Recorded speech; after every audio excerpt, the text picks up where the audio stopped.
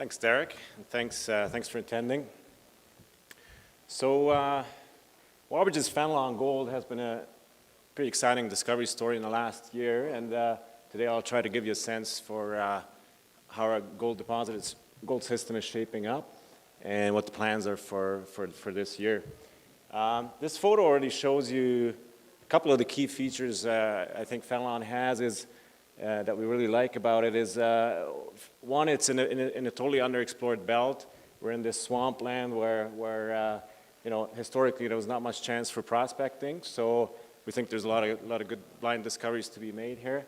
And the other thing is we've got a lot of infrastructure and development already in place, which was paid for by a bulk sample, successful bulk sample we took last year.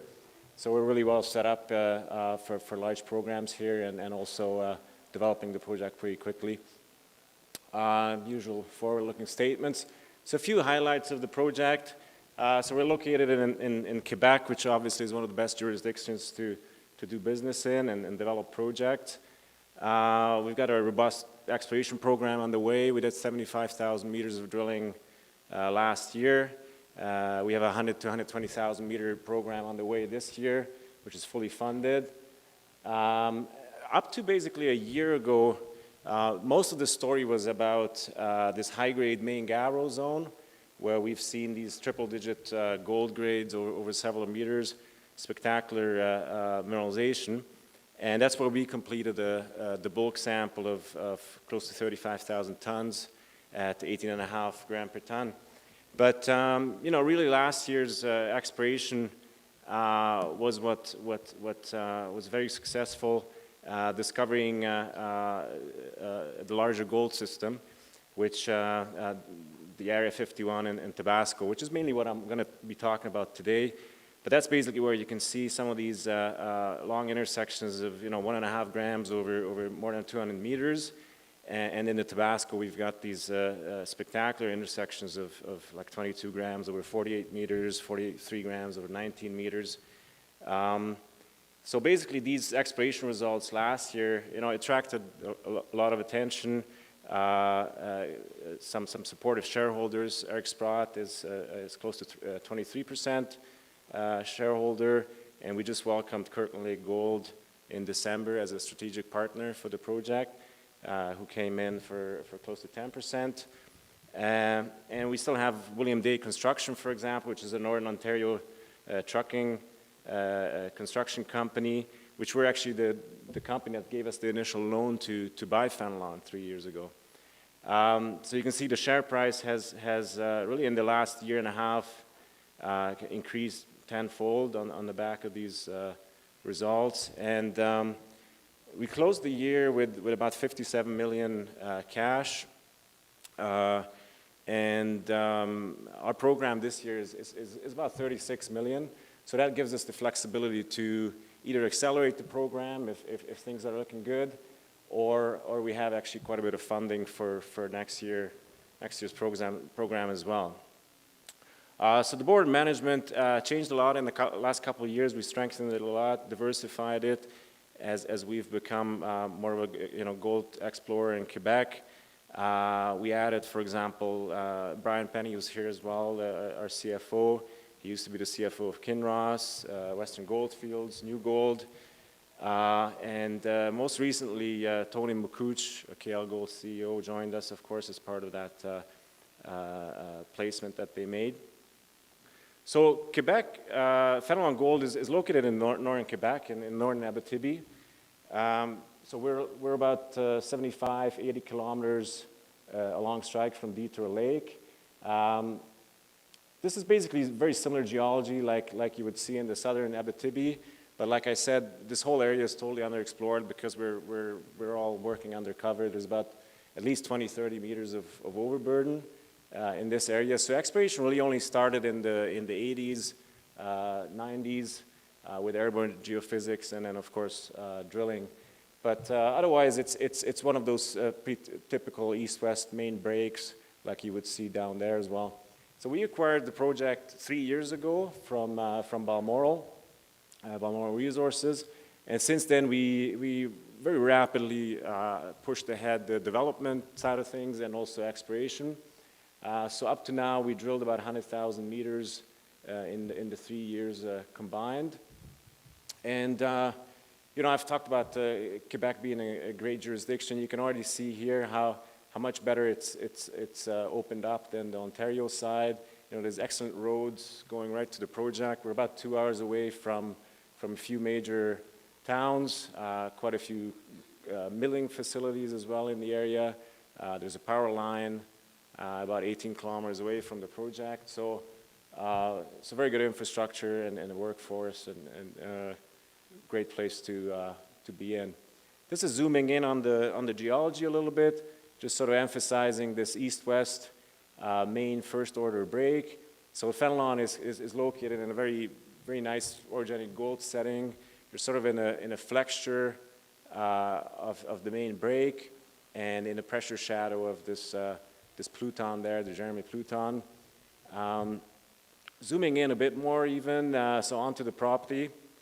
You can see on the left-hand side is this Jeremy Pluton, which this year's drilling has proven or shown to be a very dominant feature in the geology and put the whole deposit in a different perspective than it was known before. Previously, everybody was focusing on this blue shape there, the main gabbro. That was known to be the only host rock. And so this is a MEG tilt derivative map in the background. And you can see the two dominant structural orientations that are controlling the mineralization at our gold system.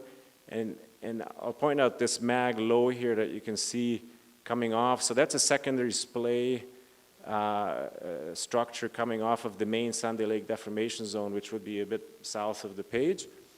And that's what we've realized this year is our Tabasco zone, and it's the contact of the Jeremy Pluton, and it's a very important control on the mineralization.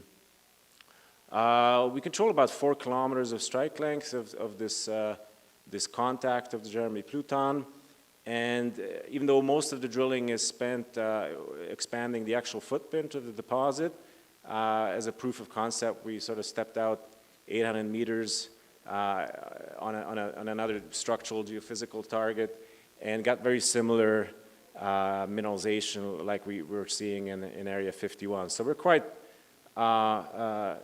encouraged that this contact can be hosting other zones like that.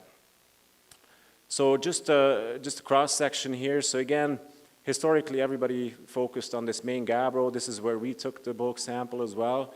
Here on the right-hand side is a zoomed-in cross-section. So these are typical high-grade shear zones. The gabbro in between is barren, but it's very amenable for long-hole stoping. And this is what we've done in the bulk sample. And then you can see all the drilling used to be from the south to north, testing this main gabbro. And we, in 2018, just before Christmas, we drilled a hole coming from the north to south. You can see this one single hole coming from the north to south. So that was our hole 51, and we ended up extending that hole past the Tabasco zone to test that mag low that I was showing you in the previous map. And that's when we made this discovery of the Area 51. Basically, there was 200 meters of continuous gold vein network mineralization hosted by this Pluton. And this Pluton was also not known in the past to occur there. So this whole geology and that mineralization was newly discovered, and was quite a bit of a surprise for us, of course. So this is where we are right now, the sort of a plan view of the project. So again, this is the main gabbro here where we took the bulk sample, small area where all the drilling used to focus. And then this is all that we've added with this year's drilling. So a few things to highlight. So that there's the Tabasco zone, which is our main shear zone. I'll talk about it in more detail. And like you see, most of the geology is going northwest southeast, which is one of the orientations that I pointed out there on the mag map. But now we're seeing that a lot of the other mineralization in this Area 51 is actually controlled by these almost east-west structures. And the confluence of the two is always giving us good mineralization, and we think that's controlling a lot of the high-grade shoots. And of course, in the future, we will be looking at other targets where, for example, this Orion corridor meets the Tabasco zone, should be a good area as well. So this shows the drilling pattern as well. You can see the sections down here. So we're drilling on north-south sections, pretty aggressive 75-meter spacing, which in these gold systems you can appreciate it's pretty large step outs, but we wanted to understand the footprint, and we kept stepping out and basically extending the mineralization with each drill hole. And so we keep pushing it further to the west. You can see all these zones are open to the west, and then of course we will continue going up and down the contact of the Pluton as well. I'll show a few of these cross sections. So there's cross section 200, 275, kind of through the middle here. But first, let's look at the mineralization styles a little bit. So we have these ductile shear zones. Like I mentioned, the Tabasco, the Cayenne, and then also in the main Gabbro, the zones that we historically had. So these are, very strong ductile deformation, silicification, sericite alteration, quite a bit of sulfides in some places. Chalcopyrite has been a really good indicator for us. And there's always a lot of visible gold. That's why we also got good recoveries in the bulk sample. We got about 98% recoveries on the gold. So that's one style of mineralization, and this is a 3D photogrammetry image from underground. So this is how one of our zones, the Naga Viper, looked like underground. So you can see very sharp boundaries of the shear zone, about 3-4 meters wide. And basically this gabbro is totally barren here on the left-hand side, and then boom, suddenly you're into the shear zone and you're in double-digit grades. There's a lot of internal folding going on, quite sulfide-rich here as well. So that's sort of the material that we mined in the bulk sample, and that's sort of our best analog right now of how the Tabasco and the Cayenne might look like on the ground. So the other mineralization style is this vein network that I mentioned, and hosted by the Pluton, which we're calling the Area 51. So this it's a bit different. Mineralogy-wise, it's similar. Like there's again quite a bit of sulfides, always a lot of visible gold, even in these narrow veinlets, and these corridors are basically where these veins are more concentrated, and there's alteration in between. Some areas there's some shearing along the veins as well. So some cross sections here.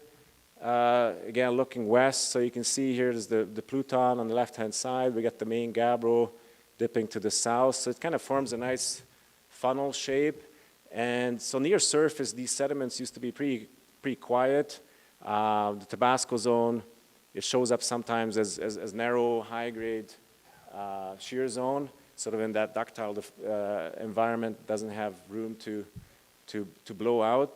But then as it's coming down, there's sort of a reverse movement, and that's where it blows out, gets close to this brittle environment, the contact of the Pluton, and that's where we're getting these spectacular intersections of 22 grams over 48, 32 over 10. And then what's nice about it makes the drilling very efficient is that we're drilling in and out of these Area 51 veins as well. So we're kind of getting, while we're drilling off the Tabasco anyways, we're getting the Area 51 sort of as a bonus as well. And that's where we're getting some of these really nice long intersections of bulk mineable, like 1 grams over 132. But then within that, we still have some of this underground higher grade material, so 20 grams over 4 meters here, for example. So that will add to any future production from a mining scenario in the Tabasco. So this is a neighboring section, 75 meters over, very similar geology, just emphasizing that apart from these bigger step outs, 75, 100 meter step outs, like I said, we also did a few undercut holes, quite deep, so 250 meters below here, and again got really good results, very good gold endowment. So now we're down at 800, 850 meters. So again, over 4 grams over 35 meters. The Cayenne zone is showing up there as well. So gives us good confidence that now that this Tabasco zone is along the edge of the Pluton, this will just keep going. And usually in the Abitibi, things don't stop at 800 meters. So we're hopeful that this will go to much greater depth. So this is a long section of the Tabasco zone, and some of the photos from the mineralization. So again, you can see in the top, in this upper Tabasco, it's kind of patchy, nuggety. In some areas, it will be narrow, high-grade mineable, underground mineable. But really, where things are getting to picking up and really blowing out is around 400 meters. Below that, basically, each intersection shows ore grade intersections, even with the 100 meter spacing. Whether it's 5 grams over 11 or these 40 grams over 19 meters. So it's very nice zone shaping up here, very continuous. These are those 2 undercut holes that I mentioned, again showing it down to 800 meters. So far we have about 500 meter down dip, 500 meter along strike. It's about 10 meters true width from what we can sort of assess based on this large spacing so far, and we're continuing to push it along strike. So these are a couple more cross sections further to the west, showing where this Area 51 mineralization is actually coming close to surface. So now we're looking also at a potential of having an open pit component to a future mine as well. So these shapes are basically 0.5 gram grade shells. So each one of these intersection drill holes goes through, say, 250 meters of 0.6, 0.8 gram material. And then within that, you always have these high grade intervals of like 1.2 over 70, 1.2 over 40. So, the open pit isn't our focus here. We're mainly focusing on the underground high grade story, but this is kind of coming with it right now, and hopefully it will turn into something in the future, because obviously that would add very significant ounces to it. So that's sort of the strategy on the project. So like I mentioned last year, we drilled 75,000 meters, mostly these bigger step outs. We extended the mineralization down from basically 200 meters to now at 800, 850 meters. And then this year we're following up on that with the 120,000 meters of drilling. We're going to continue with the same sort of approach of these bigger step outs, but then also do some infill drilling. So we want to set ourselves up for a resource estimate in about a year from now. So this is just kind of showing again, so the area, 90% of this year's drilling will be, again, sort of in the footprint of the deposit, keep pushing the limits of it and further down. And then we're going to come back and start doing more of the discipline infill drilling. So here showing on the cross section again, very efficient drilling. Basically, we got 5 rigs on this surface program. And so we're drilling off the Tabasco, Cayenne at depth, and then we're also getting the Area 51 along with it. So when we're looking at a Tabasco long section again, right now what we're doing with these rigs is we still do these larger step outs along strike, trying to increase this purple envelope here, increase the strike length.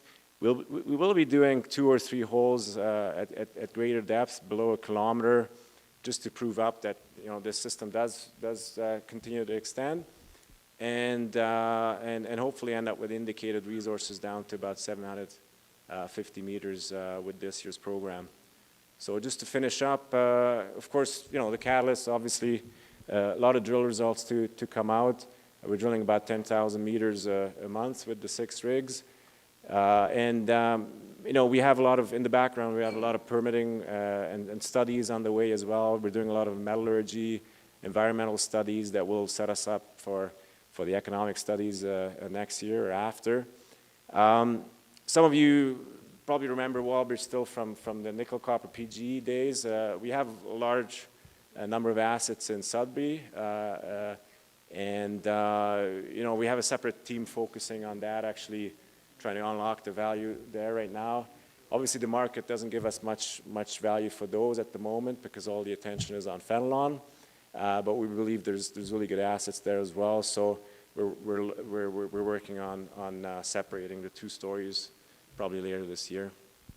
So yeah, thanks a lot for the attention. And at the PDAC, I'll be having another talk that will be probably a little bit more technical, more on the geology. But yeah, I'm happy to take any questions if you have.